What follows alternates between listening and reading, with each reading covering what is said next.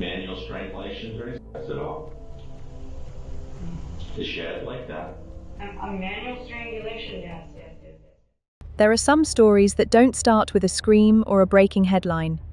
They start quietly, with a feeling, a sentence someone says in passing, a warning that sounds dramatic in the moment and horrifying in hindsight.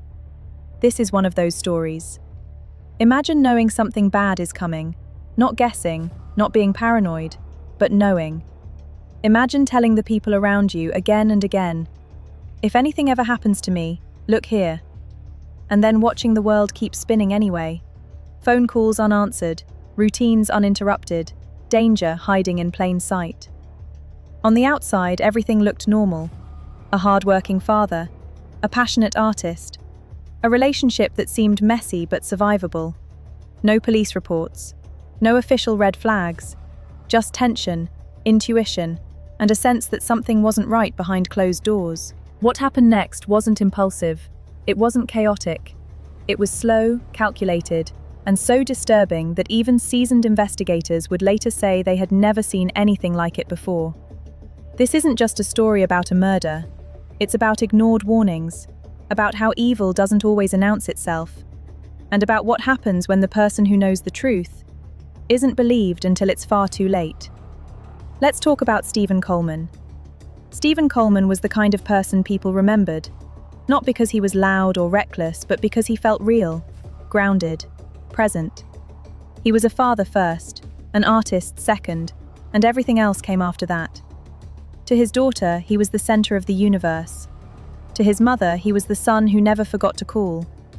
To his friends, he was the guy who could make you laugh one minute and make you think the next. Stephen was born on October 13, 1984, in New Orleans. And like so many lives shaped by forces far bigger than individual choice, his path changed forever when Hurricane Katrina tore through the city. The storm didn't just destroy homes, it scattered people, families, futures. Stephen was one of thousands forced to leave behind everything familiar and rebuild somewhere new. Eventually, that somewhere became Texas. In Baytown, Stephen did what he'd always done. He worked. Hard. He landed a job with ExxonMobil, a position that required travel but paid enough to provide stability. That mattered to him, because stability meant his daughter, Anaya, had what she needed. She wasn't just his child, she was his purpose. Friends said he talked about her constantly. Every plan he made, every sacrifice he accepted, revolved around being there for her. Stephen's creativity never faded, even with the responsibilities of adulthood. Music was always part of him. Under the stage name Slim Don, he poured his thoughts into lyrics, writing hundreds of songs and performing them entirely from memory. He didn't need cue cards, he didn't need notes. Music lived in his head. In 2011, he released a video titled, "Where Did the Music Go?" on YouTube, a raw reflection of his style, his mindset, and his hunger to be heard. But Stephen wasn't chasing fame recklessly. He didn't live a fast life. He had no criminal record, no history of violence, no trail of chaos behind him. His mother, Cora, would later say her sons were raised carefully, protected from the kinds of environments that so often breed trouble.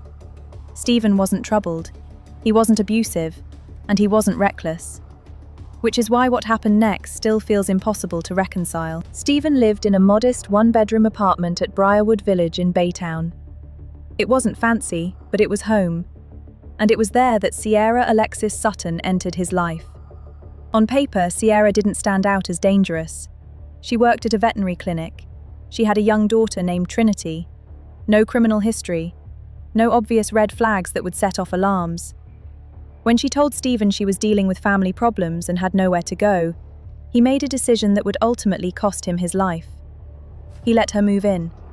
At first, it looked like compassion, helping someone who needed support, a temporary solution. But people close to Stephen began to notice something wasn't right. The relationship felt tense, volatile, uneven. One friend later described it as a love-hate dynamic, intense emotions swinging between closeness and conflict. Stephen confided in people, not once, not twice, multiple times. He told friends that he was afraid, that something about Sierra felt wrong, and most chilling of all, he repeatedly said the same thing to different people.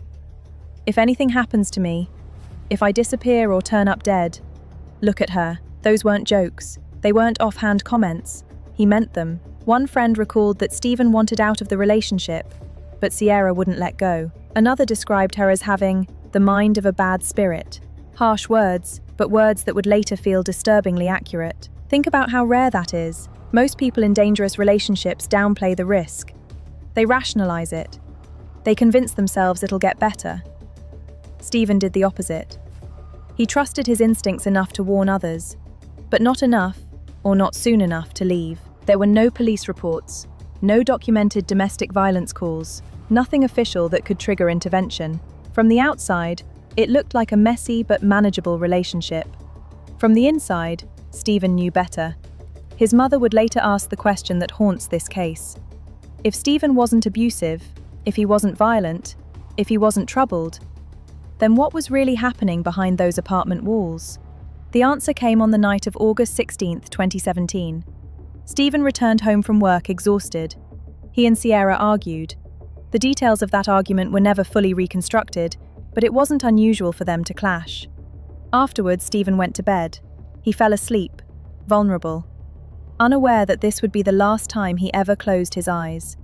While he slept, Sierra retrieved a handgun. She walked into the bedroom and shot Stephen once in the head at point-blank range. He never woke up. In the small apartment, blood spread across the bedroom floor and soaked into the bedding. And just feet away, in another room, Sierra's 10-year-old daughter Trinity was present. Close enough to hear, close enough to sense something was terribly wrong. Stephen Coleman, the man who warned people this could happen, was dead. But the killing was only the beginning. Most people who commit murder panic.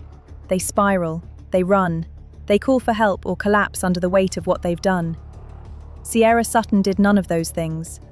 Instead, over the next 1 to 2 days, she made a decision that would shock even veteran homicide detectives. Stephen's body was too heavy to move, so she made it lighter. Using a machete she already had in the apartment, Sierra began dismembering his body, in the bathroom and kitchen of that small space. Arms, legs, head, torso. The process took hours, possibly days. Blood-coated surfaces. Evidence of the sheer physical effort required was everywhere, and through all of it, her daughter remained in the apartment. Later, the child would tell someone she heard strange noises during that time. Police never formally interviewed her about what she may have witnessed or heard. Once the dismemberment was complete, Sierra wrapped each body part in sheets and duct tape.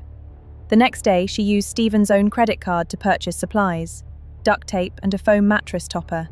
Items investigators would later identify as tools used to help conceal the remains.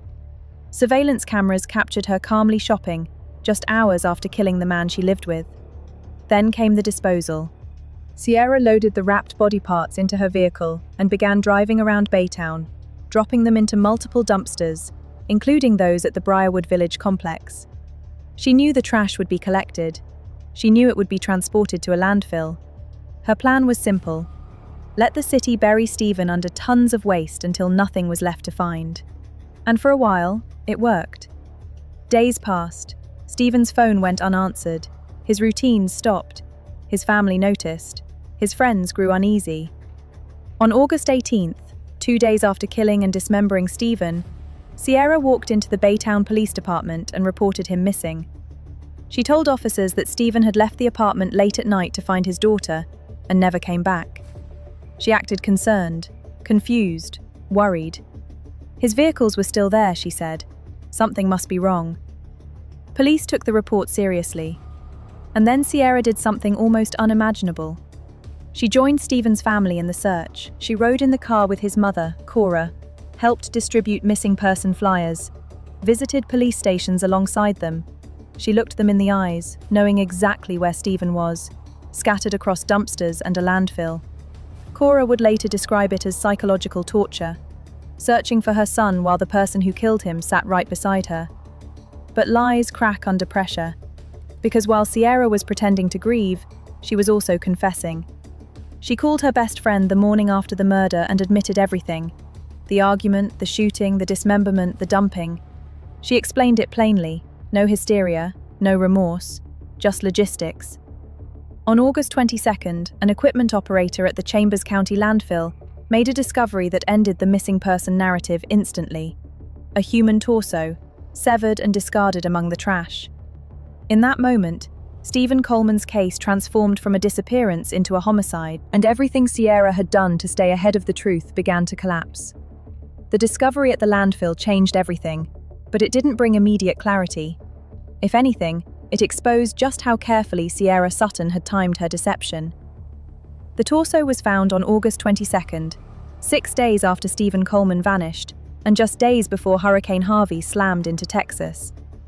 That timing would prove devastating for the investigation. Police suspected almost immediately that the remains belonged to Stephen. The timeline fit too perfectly. His sudden disappearance, the missing person report, the location of the landfill tied directly to dumpsters near his apartment. But suspicion isn't proof, and nature was about to complicate things in a way no investigator could control. As Hurricane Harvey approached, the state shifted into emergency mode. Evacuations, flooding, power outages, roads underwater. The landfill became inaccessible, and any hope of an immediate, thorough search for additional remains vanished. DNA testing slowed. Excavation plans were postponed indefinitely. What should have been a rapid expansion of the crime scene turned into a waiting game measured in weeks. Still, police moved where they could. On August 24th, investigators obtained a search warrant for Stephen's apartment at Briarwood Village. What they found confirmed their worst fears. Blood traces were everywhere: the bedroom floor where the bed had been, the bathroom sink and floor, kitchen surfaces, and inside Sierra's vehicle. Someone had clearly tried to clean, but the effort was incomplete. The apartment told a story Sierra couldn't erase. Investigators wanted to speak with her again. They scheduled a follow-up interview. Sierra never showed. As Hurricane Harvey made landfall and chaos swallowed the region, Sierra Sutton disappeared. Not drowned by the storm, but carried away by it. Thousands fled Texas during the evacuation, and Sierra blended into the mass exodus. By the time authorities realized she was gone, she was already out of state. But distance didn't make her quiet. In Louisiana, Sierra stayed with family, and there, just like before, she talked.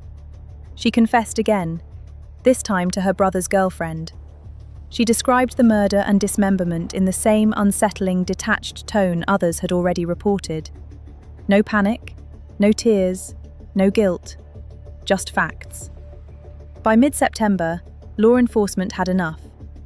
On September 14, 2017, U.S. Marshals and Jefferson Parish deputies arrested Sierra Sutton in Louisiana. She didn't resist.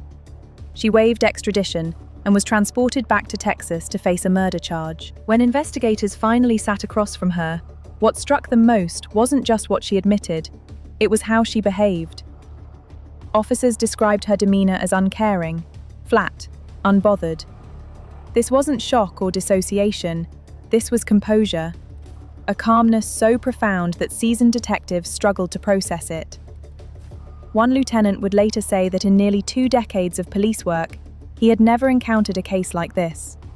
Not just the brutality, but the absence of remorse afterward.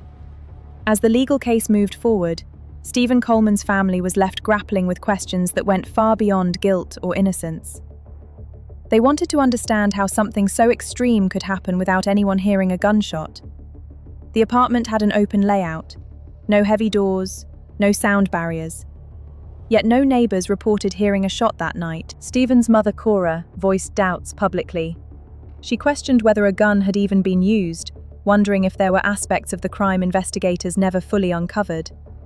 She also raised concerns about whether Sierra had help, particularly after neighbors reported seeing Sierra removing furniture from the apartment with other men in the days following Stephen's disappearance. Those leads were never pursued further. There were other questions too. Why weren't additional charges filed? Why no charge for tampering with a corpse, despite overwhelming evidence? Why no child endangerment charge, given that Sierra's daughter was present during the aftermath of the murder? Prosecutors stayed focused on one goal: securing a murder conviction. In February 2019, Sierra Alexis Sutton was convicted of murder in Harris County. She received a 45-year prison sentence, well within Texas's sentencing range, but far from the maximum. With parole eligibility after serving roughly half her time, she could theoretically be released in the early 2040s. For Stephen's family, the sentence was heavy, but incomplete. Nothing about it brought closure. They buried what remains were recovered. But Stephen was never found whole. Much of him was lost forever in a landfill, mixed with trash, compacted, destroyed. His mother visits his grave regularly, bringing flowers, speaking to her son, mourning not just his death, but the way it erased his physical presence from the world. And yet, Stephen's case doesn't exist in isolation. Years later, another crime would surface, disturbingly similar in method, psychology, and aftermath. Another intimate partner homicide, another dismemberment, another perpetrator who showed no remorse. These cases force a terrifying realization. This kind of violence isn't random. It follows patterns, control, emotional detachment, and a complete loss of empathy. When those patterns are ignored, when warnings are brushed aside and fear is minimized, the damage becomes irreversible. Stephen Coleman knew something was wrong. He said it out loud, more than once. The tragedy isn't just that he was right, it's that knowing wasn't enough to save him. What keeps his case alive isn't only what Sierra Sutton did, but how familiar it feels. Once dismissed as too extreme to matter, it later echoed another case in 2022, calculated, emotionless, and chillingly similar. The similarities were impossible to ignore. In both cases, the violence didn't stop at death. The act of dismemberment wasn't rushed or necessary in a traditional sense. If this story made you think, disturbed you, or changed how you see warning signs in relationships, let us know in the comments. If you believe stories like Stephen's deserve to be heard, hit like and share this video so others don't miss the warning signs. And if you want more deep dives into cases that reveal what's hiding beneath the surface, subscribe, because some stories aren't just meant to be told, they're meant to be understood.